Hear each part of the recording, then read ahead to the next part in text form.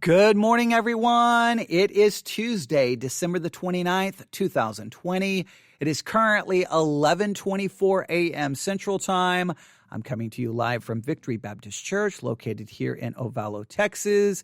And right here next to me, on this table that I'm sitting at, is my copy of The Imitation of Christ by Thomas A. Kempis. And once again, we're going to open its pages. We're not going to make it very far. We're going to read basically one sentence, and then we're going to chase a rabbit. We're gonna go down a rabbit trail, and I don't know where it's going to end up, and I don't know how beneficial this study is going to be. I know that's really not the right way to do this, right? Hey, here's my tease. Listen, I don't know if it's going to be any good. I don't really know where we're going to end up, but you should listen anyway. Yeah, I'm definitely not very good at self-promotion. I'm not very good and doing the things you're supposed to do in podcasting or in radio, right? You're supposed to offer that tease at the beginning to get people to stay with you all the way to the end. I'm not very good. Hey, listen to me. This is probably going to stink and it's probably going to be garbage, but you should listen anyway. Thanks. Yeah, I would get fired. Okay, let me state this again. You need to stay tuned, because what you are about to hear is going to be life-changing. Your life is never going to be the same again, because I'm about to give you a message that's going to alter your perception of reality. It's going to change you from the very inside. Your whole life, your whole Christian life will be transformed. Your marriage will be transformed. You're going to be transformed as a human being. You're going to enter into a whole new dimension in your Christian life. Okay, wait, that's how most Christians promote their stuff. Okay, I can't do that. I'm sorry. I can't do that. Now, what we're going to do is we're going to dig back into this classic book, The Imitation of Christ by Thomas A. Kempis. I believe it's a fascinating and amazing book. I've been trying to get people to read it and talk about it throughout 2020. We're now fasting the end of 2020, and we still have a long ways to go in the book. I know, but we're going to continue to work through it. Now, I do have some other things planned for 2021 as it relates to books. I do have an idea. I don't know how well it's going to work, but I do have an idea, and I have created a Theology Central book club, as a part of Amazon. If you go to Amazon, to the Amazon store, and you look for book clubs, I think you can do a search for Theology Central. You'll find our book club. You can join the book club. And there, when there are books that I am reading and working through on the air, then you're going to have a link right there. You'll have that book will be the current book we're reading. And then you're going to have a list of books that I am suggesting. If I talk about a book on air, I can put it right there in the book club. And if you're a member of the book club, you'll get notified when I add a book, and then you can go right there and see which book I'm talking about and purchase the book. Now, obviously, if we're giving away a book, those books will be in the suggested list, and then you can try to win the book whenever we're doing a giveaway. But I think there's going to be a number of books we're going to possibly try to work on in 2021. I can't add too many more, or every podcast episode will have to be, working through the book. But I kind of like this. I like having I know what I could do today. I can work on that book. So something I think we may try. Well, I've already created the book club. I'll give you more information about it soon, and I'll tell you how to. I'll probably try to get a link to it on the theologycentral.net blog. Theologycentral.net is the pod page, theologycentral.net, and then I will probably put a link to it in a blog section. So I've got to look, and I was working on this Sunday after all of my seizures, and I don't really remember everything that I did, so I have to go try to find it. I know I created it. I was in, after a seizure, man. I don't know what's going on. Sometimes I'm like, they were like, you know what you were doing on Sunday? No, I don't have a clue. But I know I created one. I just got to find it and figure out how it all works. But I know I added some books. We're going to do I think we're going to work on a book where we contrast kind of a covenantal approach versus the dispensational approach. And I think that should be kind of fascinating, and that will kind of go along with something that we're kind of doing in the Bible Institute right now, because we're getting ready to start working on the Abrahamic covenant, and then how that can greatly impact your view of that covenant, can greatly impact the way you view a lot of different things related to eschatology, even to baptism, and we're going to do a lot with those issues. So some of those themes are going to kind of play out a lot, I think, in 2021, which I think could be pretty fascinating and beneficial to everyone. But I say all of that to say, look, I love working through these classic books. I do, because I've read some of these classic books, and I've always like, man, I would love a very in-depth discussion and analysis of some of these books. And I know I'm not just doing this the normal way. The way you're kind of supposed to do it, especially on YouTube, is you're like, hey, here's the book I read, right? And you hold it up and you let everybody see it, and then you just kind of give a basic overview of the plot. Here's what the book is about, and then here's my thoughts about the book. But I like to dig in and analyze it. And of course, many of those cases, they're dealing with novels. So obviously, it's not the same thing. But I'm saying even many Christian podcasts, when they talk about a book, they just tell you about, hey, this book was really good, and I like this, and I didn't like this. I like working through the ideas and doing an in-depth analysis. I'm basically reading through the whole book. And I know that's... Yeah, you can, maybe you like my approach, maybe you hate my approach, but that's the approach I like, and hopefully it's been beneficial. So are you ready? We've got a lot to do. We've got a lot to do in this episode. All right, so here we go. Remember, life-changing, transformative. This is going to be the greatest thing you've ever heard. Call your friends. Stop what you're doing right now and call 30 friends and say, we got to tune in because this is going to change our lives. Okay, and then afterwards they'll be like, that was a little hyperbole, what usually is. But okay, here we go. You ready? All right. Imitation of Christ by Thomas à Kempis.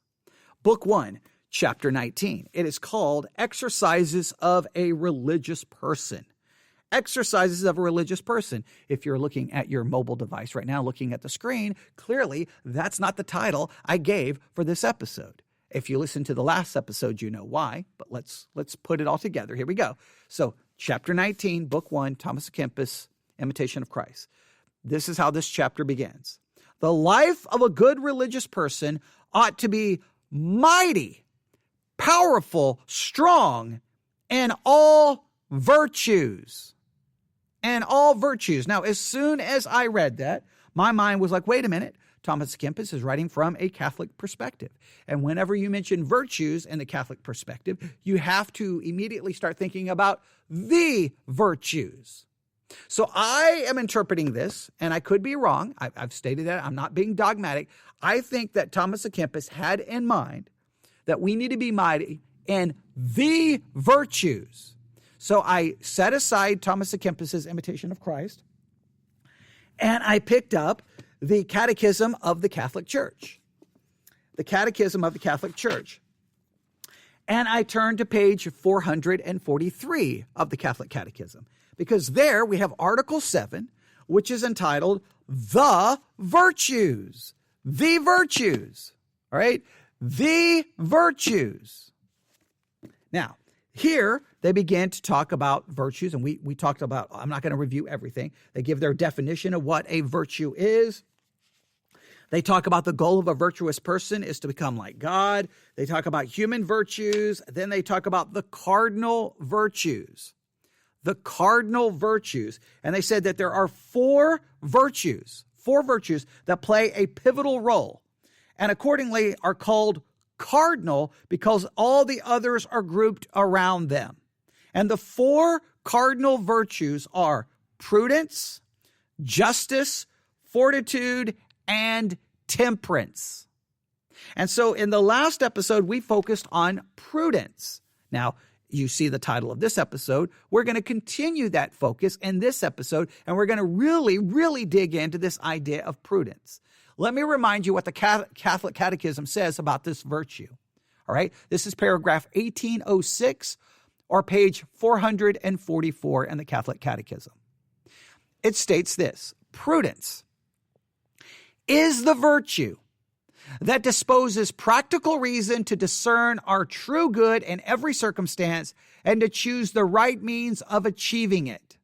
Simply put, prudence is the virtue that allows you to see what is right and then allows you to figure out the right way in order to achieve the right or the good. It shows you what is good and the right way to achieve the good. That is prudence. Prudence is the virtue that disposes the practical reason to discern our true good in every circumstance and to choose the right means of achieving it. The prudent man looks where he is going. Keep sane and sober for your prayers.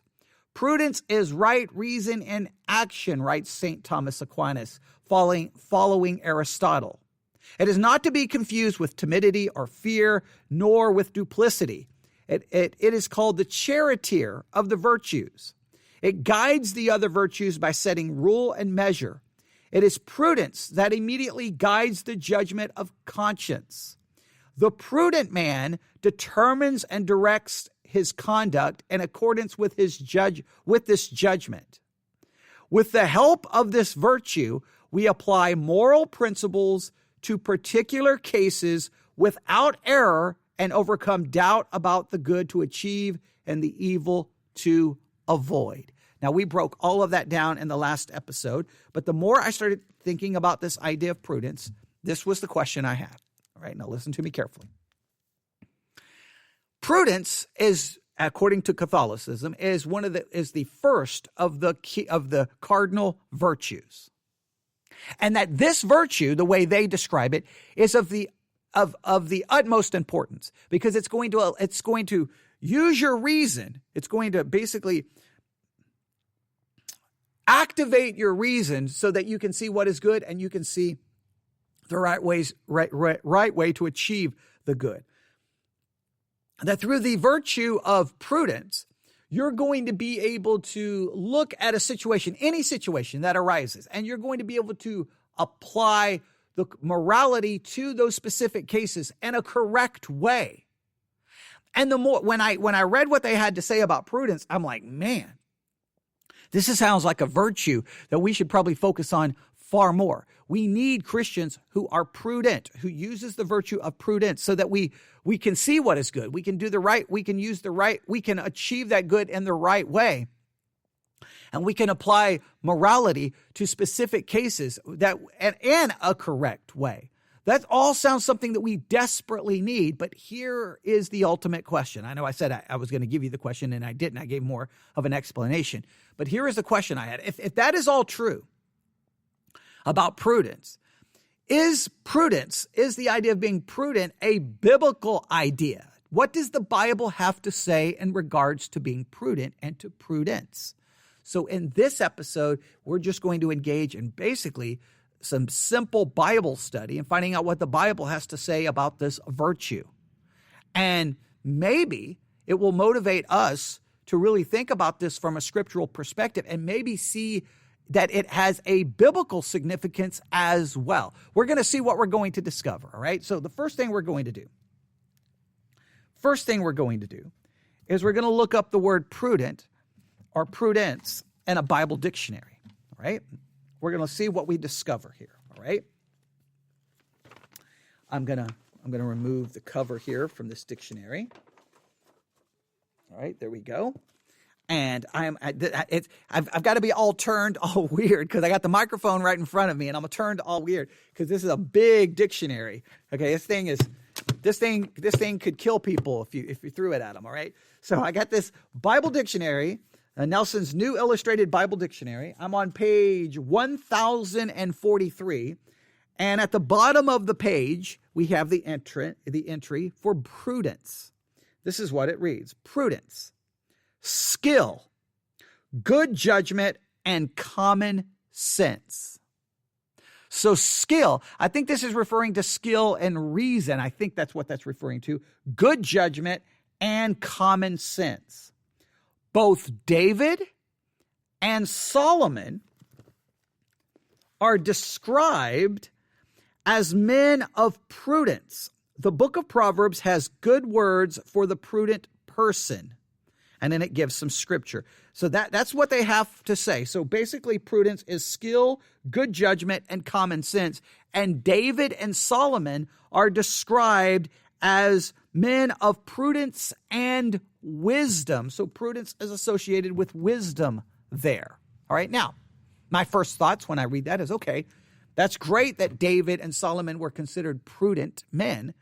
But obviously, prudence is no guarantee that you don't end up doing some really dumb things.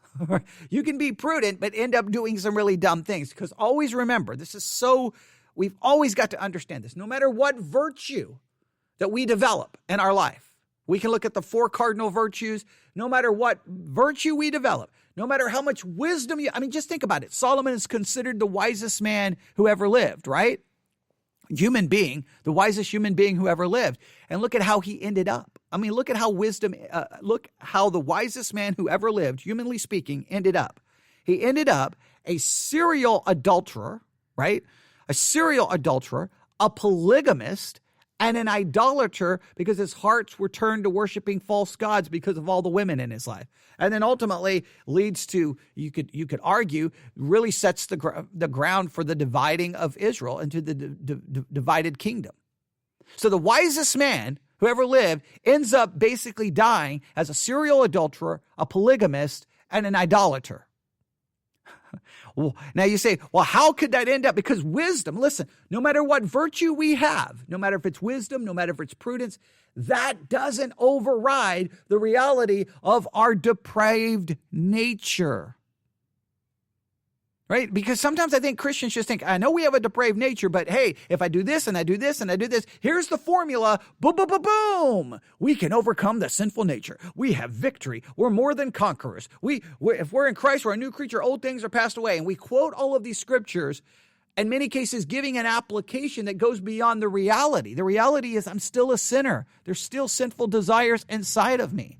And no matter how wise I may be, no matter how prudent I may be, I can still end up, well, look at David, a murderer, an adulterer.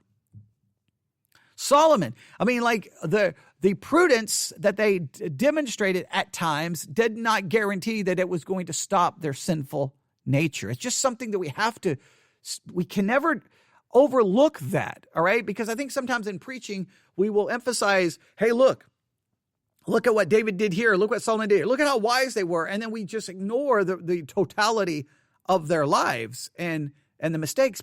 And I think we need to do that because we got to remind everyone in the church, hey, even if you do this and even if you do this, guess what's going to still be right there? Sin is still going to be inside of you and you're still going to fall. And this is just a reality of the Christian life. Now, doesn't mean we excuse it. Doesn't mean we overlook it and we just live in it. Just means we have to realize what we're all dealing with.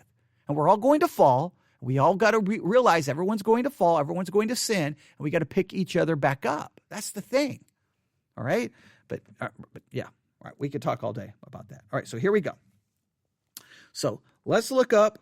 We're going to look up a prudence here. So there was the Bible dictionary. Now, here's what we're going to do. Now we're going to go look up the word prudent. And we're going to look up prudent in a concordance. All right. So we've looked up what it means in a Bible dictionary. Some very valuable lessons right there. If you look up the word prudent, I'm using the Blue Letter Bible app. Feel free to join along. And guess what we're going to find? We're going to find that prudent occurs 24 times, occurs in 24 verses in the King James Version of the Bible. All right. So we are going to look at all 24 verses. And we're going to see if we can get kind of a biblical overview of this idea of prudence. And we're just going to go with prudent first. If we have time, we'll look up prudence and see if it shows up in that form in the Bible as well. All right. Now we're 18 minutes into this, 19 minutes into this. So I don't know how far we're going to get, but we're going to go as far as we can. All right. Here we go. I got my Bible here. And I've got the Blue Letter Bible app. I'm probably going to just rely on the Blue Letter Bible app. Now, if I was not doing this live on the air, then for each verse I would look it up in the scripture because I prefer touching the Bible and I just prefer that because I look at the screen for so many other things. I don't like looking at the Bible on a screen because I feel like I just start treating it like everything else. So I don't know. It's a little personal preference. I just think I would really challenge you. I really would challenge you. And I know this has nothing to do with Thomas à Kempis and Imitation of Christ, but I would just really challenge you. In 2021, do everything you can to have a physical Bible. Buy a new one. Get a physical Bible and use a physical Bible for all your Bible study and Bible reading, where you can actually touch and feel it. I know it's easy just to pull it up on your phone. I just think you need a break from your screen. You need a break from your mobile device.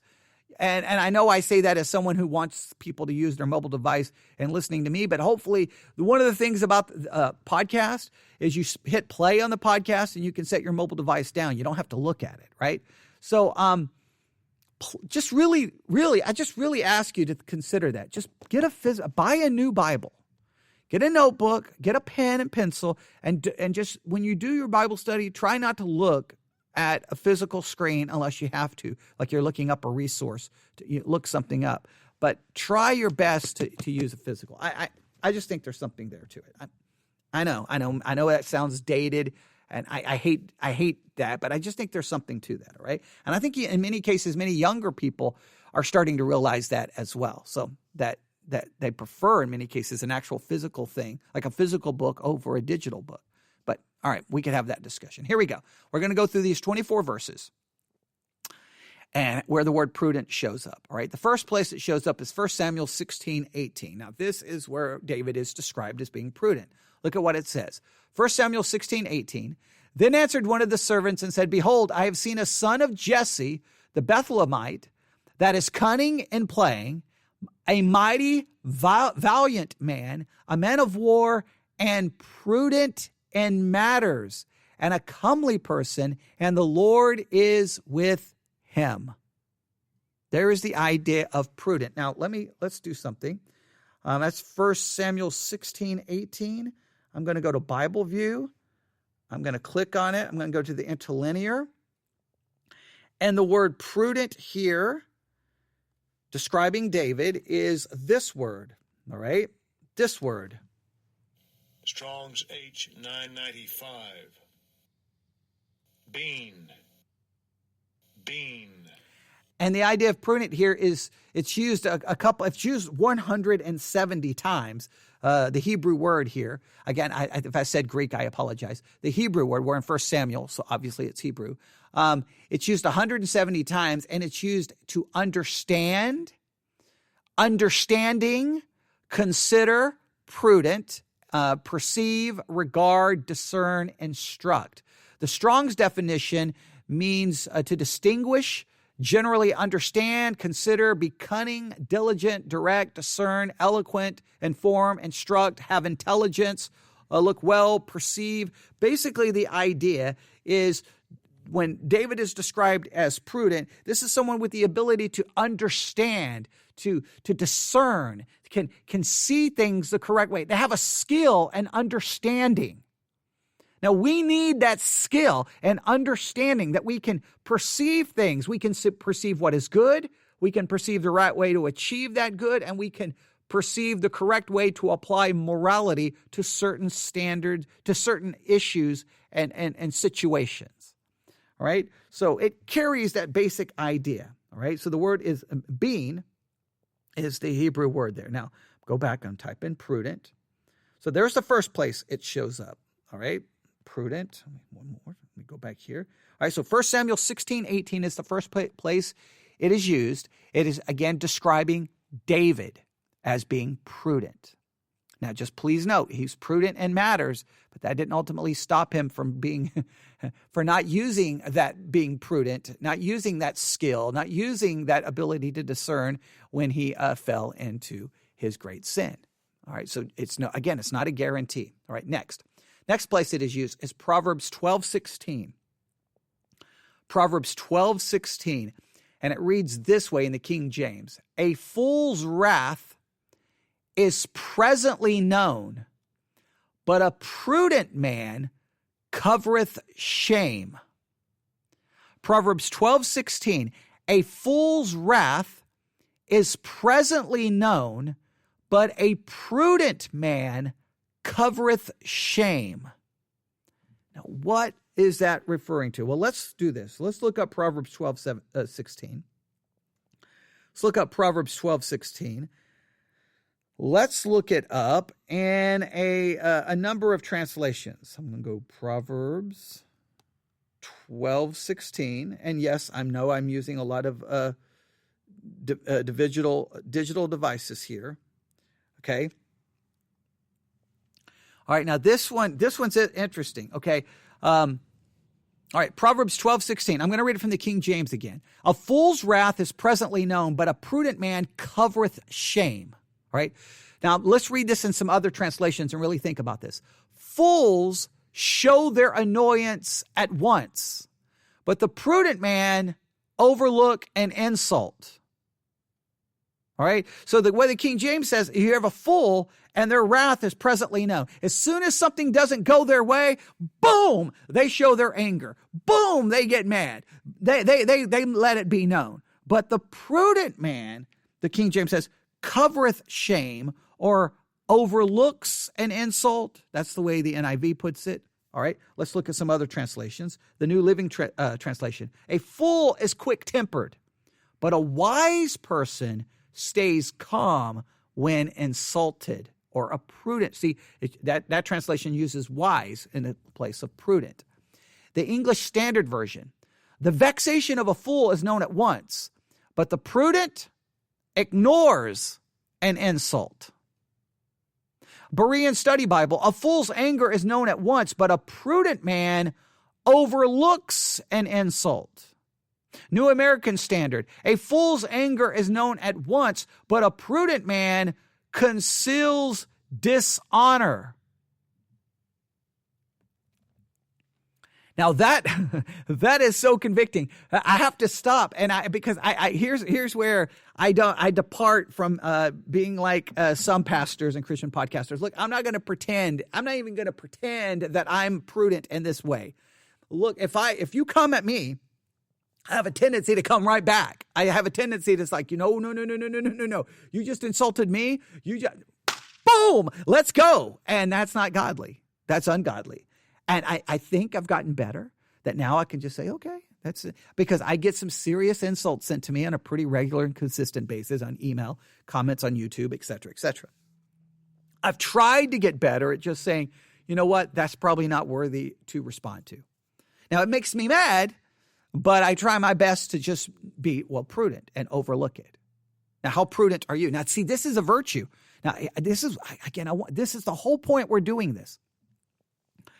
That's not the kind of virtue that when we talk about as Christians about being godly and about pursuing virtue, we talk about a moral behavior. Like we need to be strong in a moral behavior. We don't have a lot of focus in Christianity. Hey, if we're going to be strong in moral behavior, and we're going to have a good virtue, we need the virtue of being prudent. And being prudent means, hey, you don't just immediately get upset when someone insults you. At times you overlook it. That's not one of the things we mark down as the mark of a Christian. Now, we put down the mark of a Christian is, they don't watch, a rated R movie, and they don't do this. And we so, I think, look at morality from such an incomplete perspective. Is that a good way of putting it? And this is a part of Christian morality. This is a virtue that we need to be prudent. That we don't just get upset when we're insulted. We just don't get upset when we're attacked.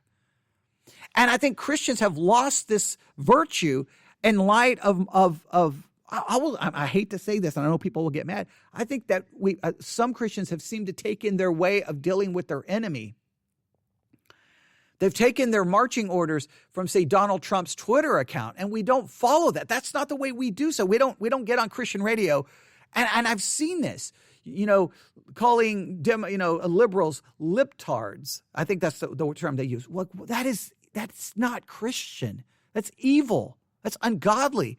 Referring to Nancy Pelosi, I can't remember the little nickname I hear on Christian radio when they refer to her, or Cortez. What is it? AOC. I always forget her full name, and I apologize. They will refer to her. They will attack her and her looks or her, and it's just like that's so evil. because you're upset about what they say about us, then we respond and no, we overlook some. And like if they insult us, we don't insult them. That's not the Christian way. And look, it's very easy. Oh, trust me, it's very easy to pull up writings of Martin Luther, not Martin Luther King, but Martin Luther, the reformer, 1500s, the Catholic monk, the Protestant Reformation. Okay, I got to make sure because you never know who's listening who doesn't understand what you're referring to. You can go back to his writings. You can go back to the church fathers, and sometimes, man, they attack their enemies with some crazy insults. You know, or they show their anger with people. And it's like, that doesn't mean it's godly. And you'll say, well, look at how Jesus insulted the Pharisees. Okay, well, he's God in the flesh, so he can do things in a way where there's still no sin. Doesn't mean I can always pull off the exact same way, the exact same thing in the exact same way. We've always got to realize that, hey, we can't just always get upset when we're attacked. Sometimes we have to overlook the insult. That's the prudent man. We got to know when. And there's a time to speak up, and there is a time to attack, but we do so hopefully in a godly way. I don't always do that. All right, so yeah, that's an interesting verse. All right, so let's go back. The first place prudent is used. All right, I got to look it up again. One second. All right. The first place is 1 Samuel 16:18. Yeah, we're not going to make it through all of these. So the first one is 1 Samuel 16:18 and describing David. Next, Proverbs 12:16. A fool's wrath is presently known, but a prudent man covereth shame. That's Proverbs 12:16. The next one is Proverbs 12:23. A prudent man concealeth knowledge, but the heart of fools proclaimeth foolishness. Proverbs 12:23, a prudent man concealeth knowledge, but the heart of fools proclaimeth foolishness. Proverbs 12:23. Let's look this one up. Let's look up Proverbs 12:23. Let's go 12:23. Let's look this verse up. Hang on one second. And see how it is handled. Proverbs 12:23. All right. Here's how this reads in other translations. Proverbs 12:23. You ready? The prudent keeps their knowledge to themselves, but a fool's heart blurts out folly. New Living Translation. The wise don't make a show of their knowledge, but fools broadcast their foolishness. ESV, a prudent man conceals knowledge, but the heart of fools proclaims folly. Berean Study Bible, a shrewd man keeps his knowledge to himself, but a foolish heart proclaims its folly. New American Standard Bible, a prudent man conceals knowledge, but the heart of fools proclaim folly. New King James, a prudent man conceals knowledge, but the heart of fools proclaim foolishness. King James Bible, a prudent man concealeth knowledge, but the heart of fools proclaimeth foolishness.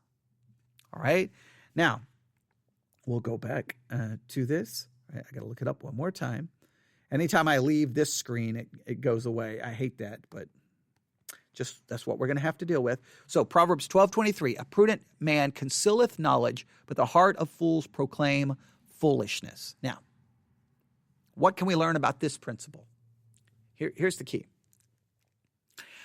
If we go from Proverbs 12:16 to Proverbs 12:23, we get two kind of concepts here. And Proverbs 12:16, we get the idea that there is a time the prudent man knows when not to respond to an insult, not to respond to attack. They know, okay, this is, no, I'm not going to respond to this. I'm going to overlook this. It's not the time to speak. Also, the prudent man is someone who knows when not to open their mouth to share what they know. Look, there's a time to share what you know, and there's a time not to share what you know. And the prudent man has to the prudent man has the ability to discern, probably not time for me to show how much I know right now. Probably not the time for me to open my mouth and try to show off my knowledge. Now, I'm not good at this one either, okay?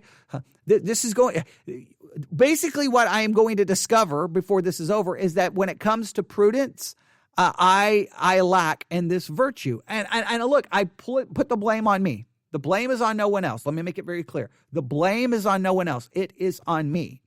But at the same time, I have to at least acknowledge and state a reality. I don't know how much teaching I've actually even heard in church on the virtue of prudence. I don't even know if I've ever heard any lengthy discussion on this. And that is because we so focus on other aspects of morality. Again, I've heard more sermons about don't do this and don't do this and don't do this and don't do that and not about, well, here's this virtue we need to develop. So guess what I have a tendency to do? If I'm attacked, I have a tendency not to overlook it, but to attack back. And guess what? In some situations when people talk, I want to show how much I know. I want people to know how much I know. You know why I want people to know how much I know?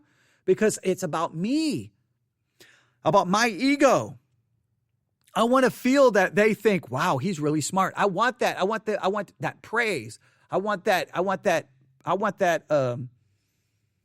be known for that. I want that to be my reputation. I want my reputation to be he knows more than us. That's sinful. Whenever I've done that, I've not demonstrated a godly virtue. And I know that you're like, man, you're just really messed up. I know I am. I'm complete garbage. Okay. I'm a sinner, but I think that I probably have some good company with those listening. When do you have a tendency to open your mouth because you want everyone to know how much you know? And you don't ever stop to go, maybe I should just conceal how much I know here and just be quiet. No, it doesn't mean that in every situation you can't share your knowledge. There's a time to do it. That's the whole idea of being the virtue here, is to know, man, I was just insulted. I'm going to overlook that insult. That's prudence. That's being prudent. Hey, here's the situation. You know what? I'm going to conceal how much I know here. I'm not going to speak here. That's prudent. All right? So 1 Samuel 16:18, that's the first use. That describes David. Then second, Proverbs 12:16. Third, Proverbs 12:23. Next, Proverbs 13:16. Proverbs 13:16.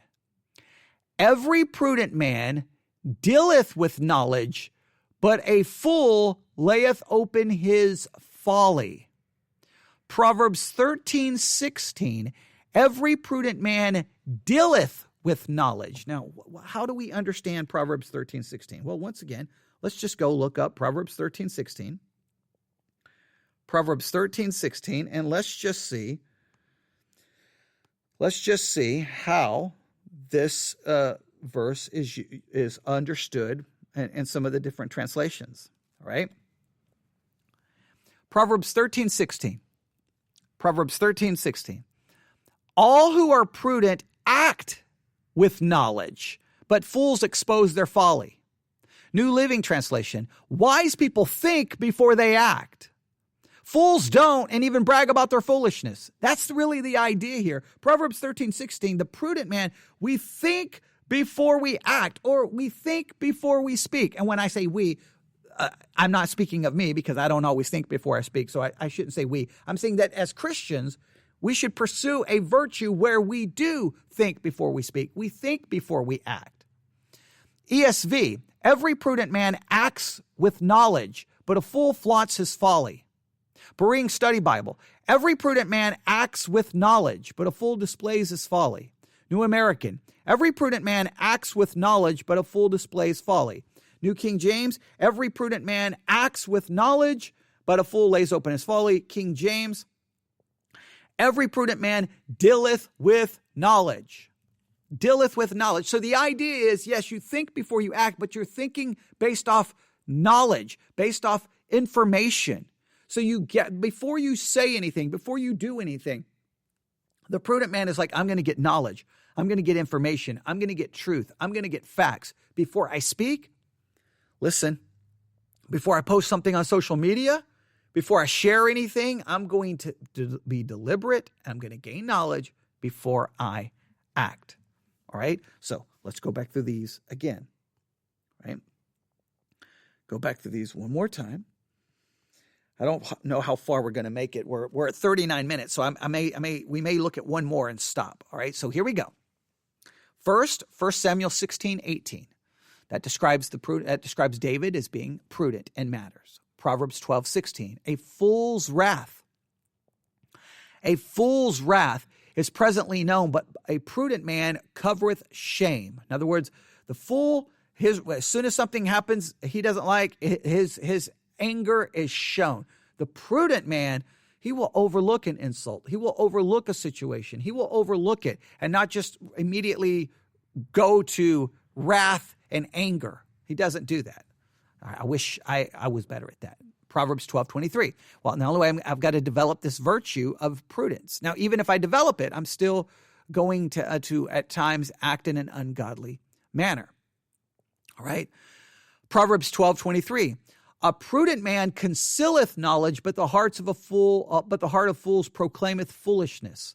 The prudent man sometimes knows, you know what? It's not the time to share how much I know, right? Because when you share, here's the question. I'll just add this to that point. When you share what you know, why are you sharing what you know? When you share what you know, why are you sharing what you know? Sometimes we share what we know not because we want people to know it and because we believe they need to know it or because they ask for it. Sometimes we share what we know because we simply want people to know that we know it. We're not trying to help them. We're not trying to edify them. We're not trying to build them up. We're just trying to say, see what I know? See how much I know?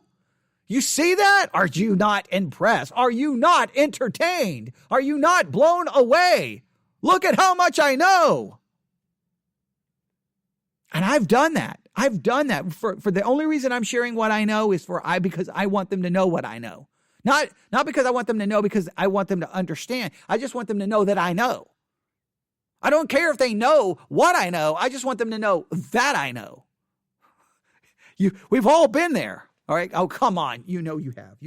All right. All right. Maybe I'm the only one. All right. Here we go. 1 Samuel 16:18. David is described as being prudent in matters.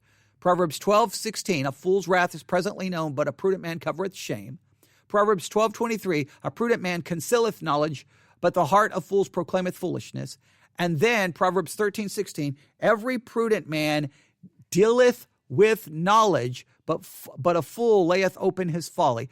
The prudent man, he's going to act from a position of knowledge. He's going to act from knowledge. He's going to know before he acts. He's going to know before he speaks. He's going to make sure he knows. And then one more. Proverbs 14:9. Proverbs 14:8. Proverbs 14:8. The wisdom of the prudent is to understand his way, but the folly of fools is deceit. The wisdom of the prudent is to understand his way.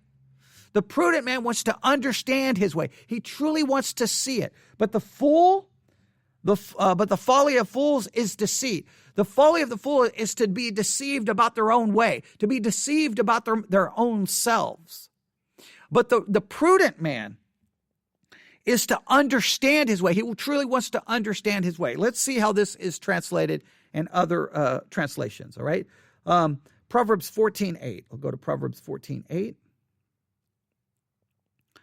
Proverbs 14:8. Give me one second. Proverbs 14:8. Here we go.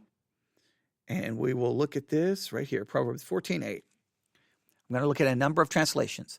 The wisdom of the prudent is to give thought to their ways, but the folly of fools is deception. See, the wise person is going to give thought to their ways. They're going to honestly consider their ways. They're not going to deceive themselves. They're going to honestly look at their ways. The New Living Translation. The prudent understand where they are going, but fools deceive themselves. See, the prudent man understands where they're going. They try to figure out, they try to be honest with themselves. They try to acknowledge, man, that's not good. I'm going in the wrong direction. But the fool will deceive themselves. The ESV, The wisdom of the prudent is to discern his way, but the folly of fools is deceiving. The wisdom of the prudent is to discern his way. Berean Study Bible, the wisdom of the prudent is to discern his way, but the folly of fools deceive them. The New American Standard, the wisdom of the sensible is to understand his way, but the foolishness of fools is deceit. The King James, the wisdom of the prudent is to understand his way, but the folly of fools is deceit. Now, let's go back. Look up prudent one more time. And let's remind ourselves of all the ones we've looked at in this episode. All right. Maybe if I spelled prudent right. If we spell it right, it shows up. Okay, here we go. Prudent. 1 Samuel 16:18. Now, this I'm going to throw out an extra Bible study exercise that you could do on your own, all right? But we'll talk about it in a minute. So 1 Samuel 16:18. Prudent in matters, referring to David. 1 Samuel 16:18. Then Proverbs 12:16. A fool's wrath is presently known, but a prudent man covereth shame. In other words, prudent man knows sometimes it's just better to overlook and cover a situation and not just to get upset and mad about it. Proverbs 12:23. A prudent man concealeth knowledge, but the heart of the fools proclaimeth foolishness. The prudent man understands there's a time to speak and there's a time not to show your knowledge. And you have to ask yourself, why are you showing your knowledge? Are you showing your knowledge just because you want people to know that you know? Or are you showing your knowledge because you're truly trying to help someone because they asked for that knowledge? Why are you sharing the knowledge? Is it to exalt yourself or to help others? All right. Proverbs 13:16. Proverbs 13:16. Every prudent man dealeth with knowledge, but fools lay open his folly. The prudent man acts from a position of knowledge, not ignorance.